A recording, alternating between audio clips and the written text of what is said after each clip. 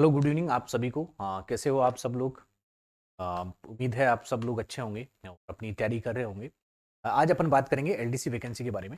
अभी 2-3 दिन पहले एलडीसी वैकेंसी का नोटिफिकेशन आया। 10,000 के आसपास की पोस्टें हैं। यदि आप एलडीसी वैकेंसी की तैयारी करना चाहते हो तो ये आपके लिए बहुत अच्छा मौका है, क्योंकि अभी परीक्षा के कुल लगभग 5.5 महीने बाकी हैं। कि आप 5.5 महीने अपने आप को देते हो और बहुत अच्छी तैयारी करते हो, तो आपके पास बहुत अच्छे चांस हैं कि इस परीक्षा में आप सिलेक्ट हो सकते हो, है ना। तो आज की क्लास में अपन बात करेंगे पूरी एलडीसी वैकेंसी के बारे में। सिलेबस को बिल्कुल डिटेल से अपन चर्चा करेंगे सिलेबस की, कि कितने सवाल आते हैं, कौन कौन से टॉपिक हैं, आपको कितने सब्जेक्ट्स पढ़ने हैं ना। तो चलो स्टार्ट करते हैं। पहली चीज, इसमें कुल पद कितने हैं ना। इस वैकेंसी में कुल पद है 10,644 पद, है ना। इनका वर्गीकरण दो तरीके से किया गया। अनुसूचित के पद हैं 1,002, और जो गैर अनुसूचित के पद हैं वो 9,642 पद है ना। तो आपका जो कंपटीशन रहने वाला है वो इन पदों के लिए रहने वाला है। यदि आप गैर अनुसूचित कैटेगरी में आते हो और यदि आप अनुसूचित में आते हो तो आपका कंपटीशन है वो इतनी पोस्टों पे रहेगा। अगली बात, फॉर्म की लास्ट डेट है ना। फॉर्म फॉर्म कब भरे जाएंगे? फॉर्म 15 जनवरी से, मतलब आज से स्टार्ट हो गए, 15 जनवरी से लेके 13 है ना, 13 फरवरी तक फॉर्म भरे जाएंगे।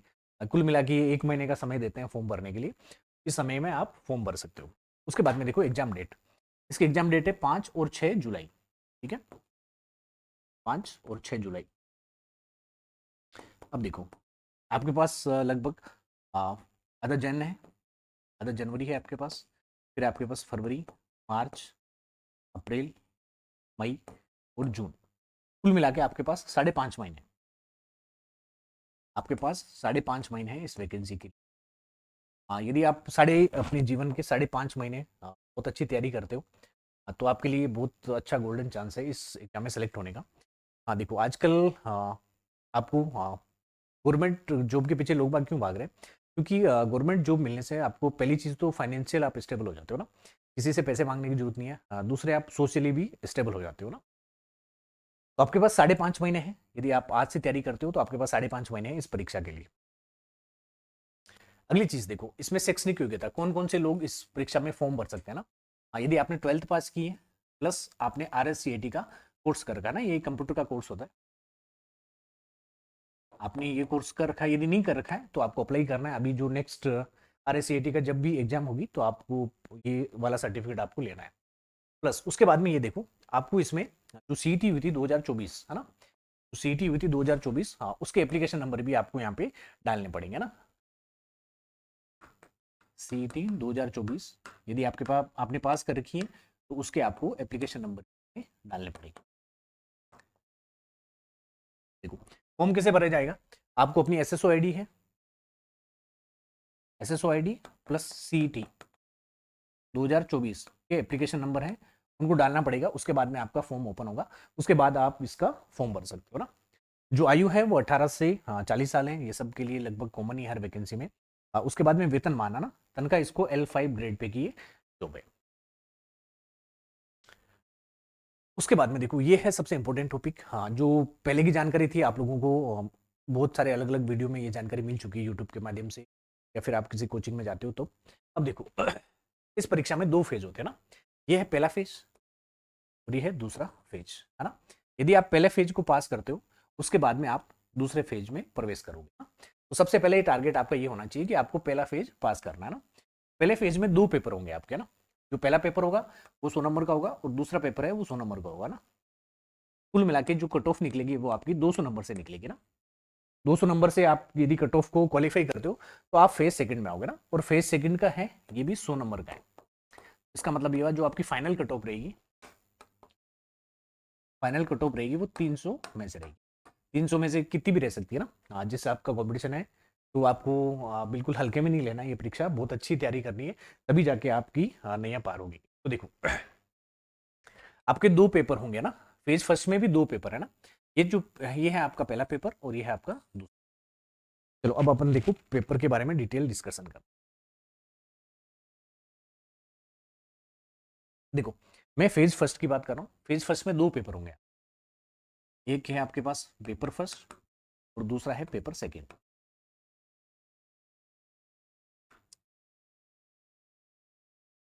ये वाला पेपर होगा, ये 100 नंबर का है।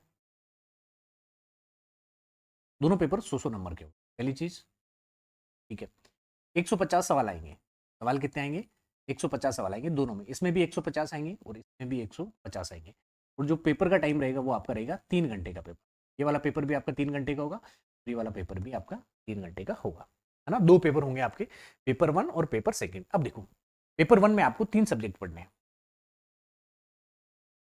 ठीक है, पहला है आपके पास सामान्य ज्ञान, ये जीके का पोर्शन है। इसमें राजस्थान का ज्यादातर जो पोर्शन है वो राजस्थान का जीके है, राजस्थान का इतिहास है, राजस्थान की ज्योग्राफी है और करंट अफेयर्स है।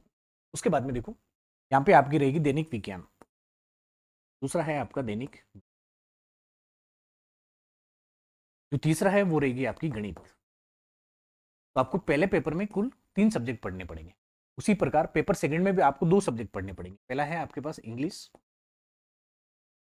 और दूसरा सब्जेक्ट है आपके पास हिंदी। अब देखो, इसमें से जो 150 सवाल आएंगे, हाँ, तो 50 सवाल आपको इससे मिलेंगे, 50 सवाल इससे मिलेंगे और 50 सवाल आपको गणित से मिलेंगे।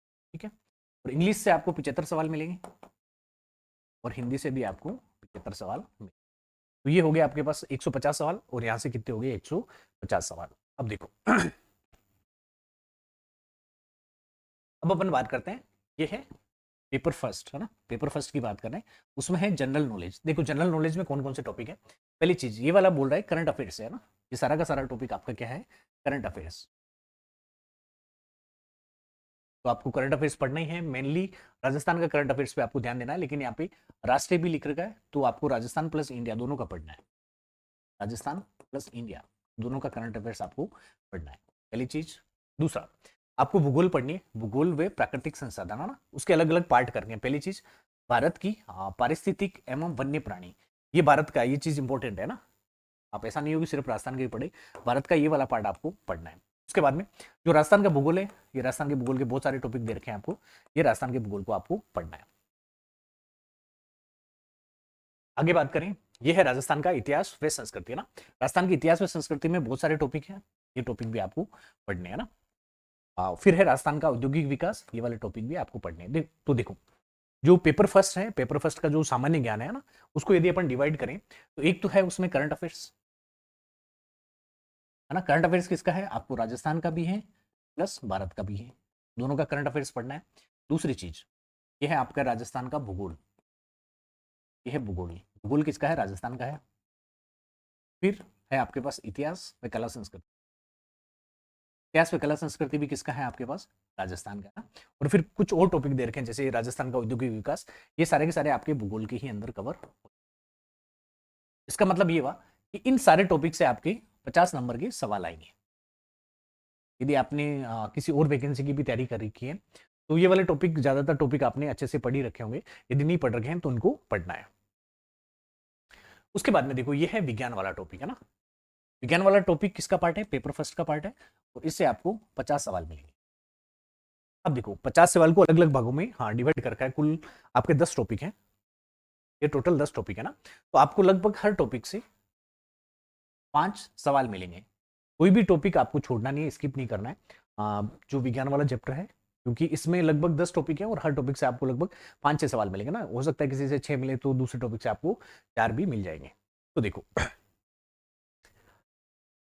मैं आपको 2 सब्जेक्ट कवर कराऊंगा यहाँ पे। अभी फिलहाल 2 सब्जेक्ट का प्लान है, आगे देखते हैं कितना टाइम रहता है और है। तो मैं आपको पहली चीज तो विज्ञान कवर कराऊंगा और दूसरा आपको गणित कवर कराऊंगा। अब देखो, इन दोनों को कवर कराने के लिए जो मेरे पास पहला प्लान है वो ये प्लान है कि आपको सबसे पहले क्लास 6 से 12 ना, क्लास 6 से 12 जो भी आपके टॉपिक हैं सिलेबस में, वो टॉपिक यदि कक्षा 6 से 12 में किसी भी क्लास में है तो सबसे पहले आपको वो चैप्टर कवर कराया जाएगा ना। पहले आपको क्या कराया जाएगा? वो पूरा का पूरा चैप्टर कवर कराएगा। उसके बाद में इस चैप्टर से एमसीक्यू बनाए जाएंगे और उस एमसीक्यू का आपको टेस्ट लिया जाएगा। पहले मैं टेलीग्राम पे डाल दूंगा एमसीक्यू बना के, आपको खुद को जज करना है कि आपने जो चैप्टर पढ़ा है उसमें से कितना अच्छा आपका चैप्टर है, या फिर उसमें और ज्यादा मेहनत करने की जरूरत है या नहीं है ना। फिर उसके बाद में इसको मैं एक्सप्लेन करूंगा।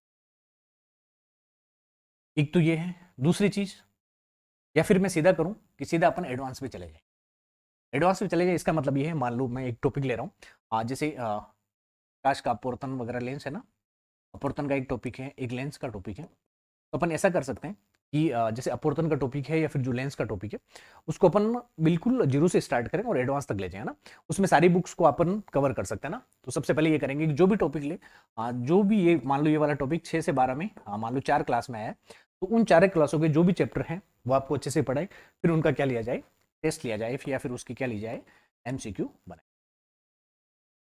तो आप लोग सजेस्ट कर सकते हो इनमें से ये तरीका अच्छा है या फिर ये तरीका अच्छा है, या फिर आपके पास कोई अच्छा और नया तरीका है तो आप वो भी मेरे को बता सकते हो। उसके बाद में देखो ये है गणित का ना, ये गणित में कुल आपके पास 7 टॉपिकों के इन्होंने नाम दे रखे हैं ना। जैसे वैदिक विधि से आपको वर्ग निकालना आना चाहिए, वर्गमूल, घनमूल, ये सब निकालना आना चाहिए 6 अंकों तक। उसके बाद में गुणनखंड है, अनुपात समानुपात है, प्रतिशतता है, लाभ हानि है, साझा है। उसके बाद में एक बिंदु से बनने वाले कोण रेखाओं के बारे में बात की गई है। त्रिभुज है इसमें, हाँ, 2 बिंदुओं के मध्य की दूरी, ये सब निकालना आना चाहिए। समतलाकृतियां, समतलाकृतियों की मतलब है वर्त से है, चतुर्भुज से है ना, इनका परिधि, क्षेत्रफल, घन, घनाभ, गोला, ये सब आएंगे आपके। फिर कोण और उनके माप, न्यून कोण क्या होता है ना, त्रिकोणमितीय अनुपात क्या होता है, ये सारी चीजें आएंगी। फिर आंकड़ों के चित्र द्वारा निरूपण करना, केंद्रीय प्रवृत्ति करना, माप, माध्य, विचलन, ये सब चीजें निकालना।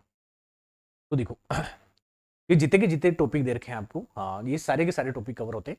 क्लास 6 से 12 तक की आपकी गणित की किताब उठा लो आप, जो आरबीएससी की, आरबीएससी और एनसीईआरटी अब लगभग सिलेबस सेम ही हो गया ना। तो आप या तो ऐसा करो कि पहले क्लास 6 की उठाओ गणित, इनमें से जो भी टॉपिक आपको मिलता है पहले वहां से पढ़ो। फिर 7th की उठाओ, वो वाला टॉपिक यदि 7th क्लास में तो 7th में कवर करो, 8th में कवर करो, 9th में कवर करो, 10th में कवर करो ना। एक तो ये ऑप्शन है कि क्लास 6 से 12 है ना, 6 से 12 की आप गणित उठाओ और इसमें से सारे टॉपिक कवर करो, सारे टॉपिक कवर करो। तो अपन ऐसा करेंगे कि मान लो, गुणनखंड की बात करता हूँ ना, ये गुणनखंड टॉपिक मान लो ये क्लास 6 में भी है, 7 में भी है, 10 में भी है ना। तो अपन क्या करेंगे, क्लास 6, 7 और 10 जिस जिस क्लास में ये गुणनखंड वाला टॉपिक है, इसको एक साथ लेंगे और इसको क्या पढ़ाया जाएगा, सबसे पहले आपको इसको बिल्कुल डीपली पढ़ाया जाएगा जीरो से। मैं ऐसा मान के चलूंगा कि आप लोगों को बिल्कुल भी नॉलेज नहीं है या फिर आपने जो पढ़ा था वो भूल गए थे। अपन जीरो से स्टार्ट करेंगे, फिर एडवांस तक चलेंगे, फिर इन सारे चैप्टरों की एमसीक्यू बनाई जाएगी और एमसीक्यू बना के बाद में उसको हल किया जाएगा। ऐसा में यदि आपको लगता है कि ये तरीका सही है तो उसमें कमेंट में मेरे को बताएं, ये तरीका यदि आपको सही लगता है। और इसकी 2 क्लासेस लेने की सोच रहा हूँ मैं, मैथ और साइंस की 2 क्लासेस। टॉपिक ऐसा है कि रैंडम टॉपिक उठाएंगे पहले, लेकिन जो भी टॉपिक उठाएंगे उसको पूरा करेंगे, उसके बाद में अगले टॉपिक पे बढ़ेंगे। उसके बाद में देखो ये है पेपर 2। पेपर 2 में 2 सब्जेक्ट हैं, एक तो है सामान्य हिंदी, और हिंदी के देखो ये बहुत सारे टॉपिक है ना, और ये जनरली क्या है, ग्रामर का पार्ट है, व्याकरण का पार्ट है। यदि आपने हिंदी कहीं से भी पढ़ी है, अच्छे से पढ़ी है, तो आपके लिए बहुत अच्छा स्कोरिंग सब्जेक्ट है। मान लो जो एसआई की तैयारी कर रहे हैं ना, और वो भी यदि देना चाहते हैं तो उनके लिए बहुत अच्छा ऑप्शन है, क्योंकि एसआई में हिंदी का एक अलग से पेपर होता है, और इसमें हिंदी जो है 75 नंबर की, तो 75 सवाल आते हैं 50 नंबर की। अगला जो ये भी पेपर 2 का पार्ट है, ये है जनरल इंग्लिश। अब देखो इसमें बहुत सारे टॉपिक दे रखे हैं आपको, और जो जनरली ये टॉपिक है ये ग्रामर से रिलेटेड है। देखो टेंस है, वॉइस है, एक्टिव वॉइस है, डायरेक्ट इनडायरेक्ट है आपके पास, ट्रांसफॉर्मेशन ऑफ द सेंटेंसेज है, उसके बाद में आर्टिकल का यूज है, प्रीपोजिशन क्या होते हैं ना, ये सारे के सारे टॉपिक हैं जो इंग्लिश से रिलेटेड है। हाँ, सिनोनिम्स ये तो चीज़ है वो आपको याद ही करनी पड़ेगी ना, इसकी कोई अलग से ट्रिक नहीं होती है, समझाने का तरीका नहीं होता है, ये आप चीज़ों को याद ही करनी पड़ेगी। तो देखो अभी तक ये पढ़ा कि आपके पास 2 पेपर है, पेपर फर्स्ट, दूसरा है आपके पास पेपर सेकेंड। पेपर फर्स्ट में 3 सब्जेक्ट हैं आपके पास, एक तो है आपके पास सामान्य ज्ञान, सामान्य ज्ञान है आपके पास, दूसरा है विज्ञान, और तीसरा है आपके पास गणित। इसमें 2 सब्जेक्ट हैं, पहला है आपके पास इंग्लिश, दूसरा है आपके पास हिंदी। इसका मतलब ये हुआ इस परीक्षा के लिए आपको ये 5 सब्जेक्ट बहुत अच्छे से तैयार करने पड़ेंगे। अब देखो ये सब्जेक्ट तो 5 ही हैं, लेकिन यदि आप सामान्य ज्ञान में जाओगे तो इसमें बहुत सारे सब्जेक्ट हैं। जैसे करंट अफेयर्स खुद में एक सब्जेक्ट है, भूगोल खुद में एक सब्जेक्ट है ना, इतिहास खुद में एक सब्जेक्ट है, कला संस्कृति खुद में एक सब्जेक्ट है ना। तो आपको किसी भी सब्जेक्ट को हल्के में नहीं लेना है, और ये गलती नहीं करनी है कि आप सामान्य ज्ञान पे बहुत ज्यादा टाइम दे रहे हो, है ना। जैसे होता क्या अपने साथ, कि सामान्य ज्ञान का बहुत बड़ा सिलेबस है, तो अपन जनरली मान लो आप 10 घंटे पढ़ते हो, तो 10 घंटे में से यदि 5 घंटे यदि आप इसको दे रहे हो, तो वो गलत है ना। आप इतना समय इसको नहीं दे सकते ना। हो सकता है आप 2-2 घंटे सबको मिलने चाहिए, तो ऐसा हो सकता है कि आप 3 घंटे दे रहे हो या फिर साढ़े 3 घंटे दे रहे हो, ऐसा हो सकता है। हाँ, एक समय बाद ये सब्जेक्ट स्ट्रॉन्ग हो जाए तो फिर बाकी सब्जेक्ट में आप कवर कर सकते हो या फिर उनको ज़्यादा टाइम दे सकते हो ना। तो कोशिश करूँगा कि मैं कल से या फिर परसों से आपकी डेली क्लास आएगी। पहले साइंस की क्लास डालने की कोशिश करेंगे और मैथ की। कोशिश ये है कि दोनों क्लासें पैरेलल मिले, हर दिन आपको 2 क्लास मिले। एक साइंस की और एक मैथ की, है ना? जो शुरू करेंगे अपन, वो करेंगे 6th क्लास, है ना? 6th क्लास में साइंस और मैथ का जो भी पोर्शन है आपकी परीक्षा की दृष्टि से या फिर परीक्षा के आपके सिलेबस में, वो का पूरा पोर्शन आपको कवर कराया जाएगा। यदि आपको लग रहा है ये वीडियो सही है या फिर आपको क्लास देखने के बाद लगता है कि क्लासेस आपके लिए हेल्पफुल है, तो वीडियो को शेयर करना है, लाइक करना है। धन्यवाद।